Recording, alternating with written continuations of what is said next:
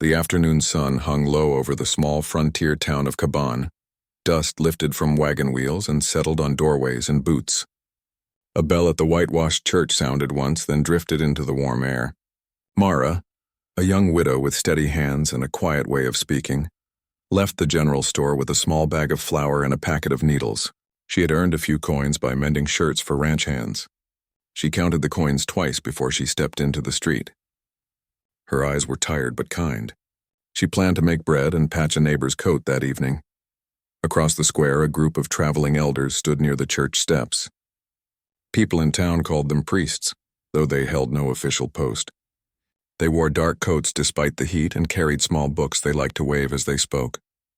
For days they had walked through Caban, telling folks they must pay donations to keep the town pure and orderly. Some people did pay. Many only paid because they felt pressured and did not want trouble. The sheriff watched but kept his distance. He did not like their tone, yet he feared a loud scene would bring more trouble. Mara tried to pass by them without drawing notice. She had refused their demand last week, saying she could not give what she did not have. The elders had not liked it. Today one of them, a man with narrow eyes and a sharp jaw, stepped into Mara's path. He asked in a loud voice if she had changed her mind. Mara stood straight and said she wished them peace, but she had only enough money to buy flour and thread. She had helped a sick neighbor with her last bit of saved coin, and she could not give more. The man lifted his chin and called to others in his group. Soon they formed a half-circle around Mara. Townsfolk slowed their steps, sensing a crowd gather. The elder spoke about rules and respect. He said a public penance would teach the town that promises to the group mattered. His words were dry, but they carried in the open air. Another elder pointed toward the church lawn and told Mara to come stand there while they explained her error. The shopkeeper, Mrs. Whitlow, frowned from her doorway and folded her hands hard against her apron. She knew Mara to be honest. She also knew fear had a way of closing a person's voice. At that moment, a rider was tying his horse to the rail outside the mercantile. His name was Cole Hart. He was a cattleman with calm eyes, a clean hat, and the slow, even walk of a man who never rushed unless there was a fire. He had stopped in Caban for salt, oats for his horse, and a few tins of coffee. He noticed the group near the church. He saw Mara standing still with her bag of flour and needles. He saw the hard faces around her and the small cluster of folks who watched but did not speak. Cole did not like crowds, but he did believe in fairness. He walked closer until he stood where both Mara and the elders could hear him. He tipped his hat to Mara, and then to the men who led the group. In a quiet voice, he asked what order of court they had to hold a public lesson for a woman who had broken no law. The elder with the sharp jaw said no court was needed. He claimed their rules were higher than any town law. He said a public showing would fix the problem. Cole looked at Sheriff Dempsey, who had edged into view near the boardwalk. The sheriff's hand hovered near his belt, not on his pistol but near his badge, as if touching the badge might give him words. Cole spoke to the sheriff in the same even tone. He asked if any written complaint had been filed against Mara. Sheriff Dempsey shook his head and said there was no complaint. The elders were only counseling the town, as they put it. Cole nodded and turned back to Mara. He said she was free to go wherever she pleased. His voice held no heat. It carried the steady weight of a simple fact. Still, the elders moved to guide Mara toward the lawn. They did not touch her roughly, but the intent was clear. They wanted to put her on display, to make her kneel and listen as they spoke. Mara's breath caught. She looked at the ground, then at Mrs. Whitlow, who stood worried and silent. Cole took one small step forward. He did not reach for any man or raise his hands. He simply planted his boots and said with the same quiet strength that there would be no shaming here today. He reminded them that the town had a sheriff, the territory had laws, and a churchyard was not a courtroom. He asked the crowd if anyone had seen Mara harm a neighbor, steal, or cheat. Heads shook. No one had. The elder tried to laugh it off and speak louder. He said moral order must be taught. Cole met his eyes without anger and said moral order begins with mercy and truth. He asked to see the group's ledger if they were collecting funds in Caban. That got a reaction. A smaller man in the group clutched a brown ledger close to his chest, as if the book could vanish if he held it tight enough. Cole did not push. He only said that if they were taking money, then the judge who rode through once a month would want to know by what authority it was taken. Sheriff Dempsey cleared his throat and for the first time that day found his own voice. He said he would also like to review the ledger before any more money changed hands. The crowd felt the air shift. People who had looked down now lifted their faces. Someone coughed. A ranch hand nodded to Cole just barely, as if to say thanks. The elders felt the crowd slide out from under their feet. The sharp-jawed man announced they would meet again at sunset, at which time all would see that order must be kept. He told Mara to be ready to make a proper show of regret. His words had lost some of their shine, but they still carried a threat. He turned and led his group away with the man holding the ledger tucked behind him. Mara stood still for a moment, breathing with care. Cole asked if he could walk her to Mrs. Whitlow's store. She nodded. The two of them crossed the street. Dust gusted around their ankles. Inside the cool of the store, Mrs. Whitlow gave Mara a small loaf wrapped in cloth and a look that said more than her mouth dared. She told Cole in a low voice that several families had felt pressed by the elders. They paid because they had children and did not want their names called out in public. Cole asked if anyone had kept receipts. Mrs. Whitlow said the elders made marks in their own book and told folks to trust them. Sheriff Dempsey joined them and leaned on the counter. He confessed he did not like the elders' methods but feared a fight would leave the town worse off. Cole answered that quiet harm spreads when good people look away. He said there was a way to stand up without making a mess, gather statements, write down dates and sums, and be ready to meet the circuit judge, who was due the following week. The sheriff rubbed his jaw. He agreed to note what people said if they came forward. He did not promise more, but his eyes showed a small spark of resolve. Mara listened with her hands folded. The idea of a public scene at sunset made her stomach twist. She did not want to be the cause of more trouble. Yet she thought of other women who had thin purrs. The day moved toward evening, and the light on Caban's boardwalk grew warm and long. Word spread that the elders planned to make a show at sunset. Some folks hoped the talk would blow over. Others felt a quiet knot in the chest because they knew how shame could be used. Like a rope around the heart, Mrs. Whitlow baked 2 extra loaves and slipped them into a basket for Mara. Sheriff Dempsey wrote out a few lines on paper and pinned the sheet beside the store door. It said that anyone who had paid money under pressure could come forward and give a simple statement. No speeches, no blame, just the facts. Cole offered to stand near the table and help write if hands were shaking. He said the more clear the record, the better the truth would stand on its own. Mara spent the late afternoon at her small home on the edge of town. She swept the floor, set the flour on the shelf, and spread the needles on a square of cloth. Her hands wanted to hurry, yet she made herself move with care. She touched the wooden frame of a small picture on her table. It showed a trail, a stream, and a sky that turned into mountains far away.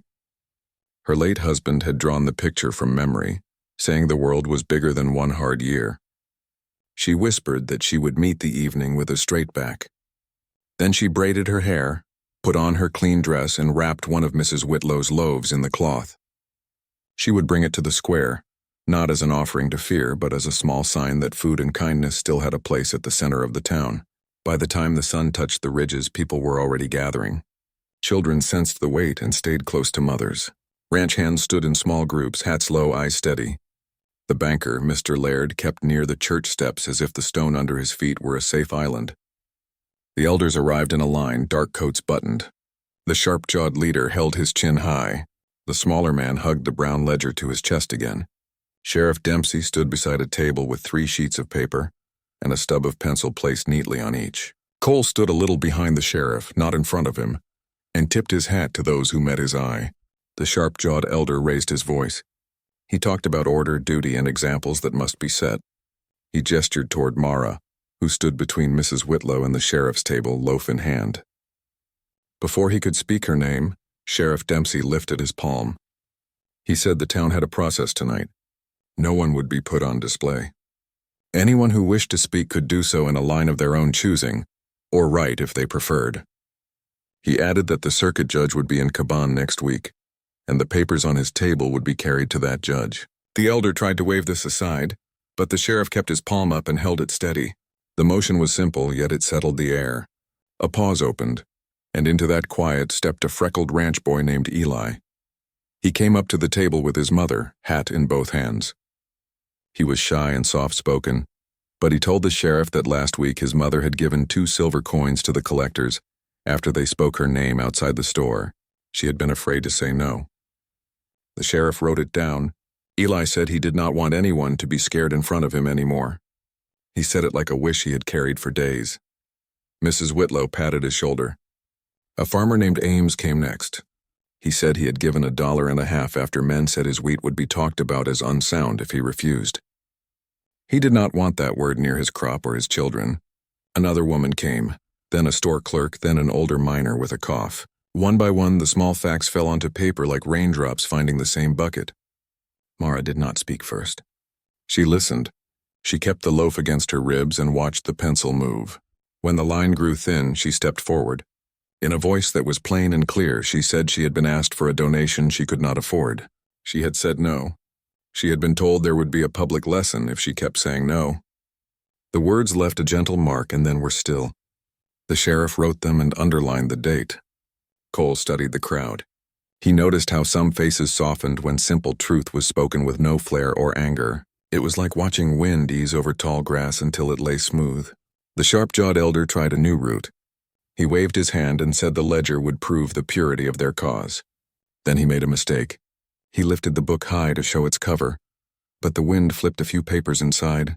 The pages showed columns of names and dates. Cole did not reach for the book. He only asked in that calm tone if the ledger could be read aloud so the town might see how records were kept. It was a fair question.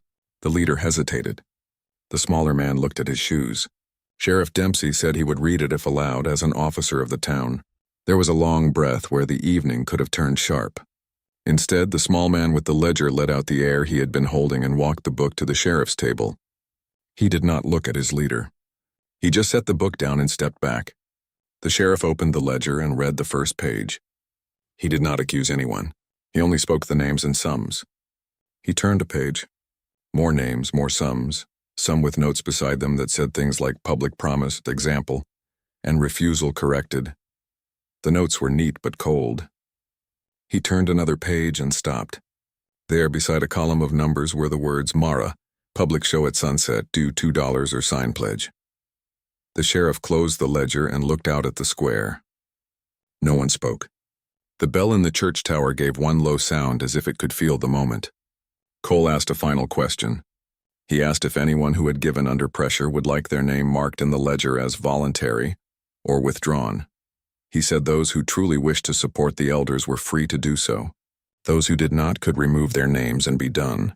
The choice would be public, yes, but not shaming. It would be a statement of free will.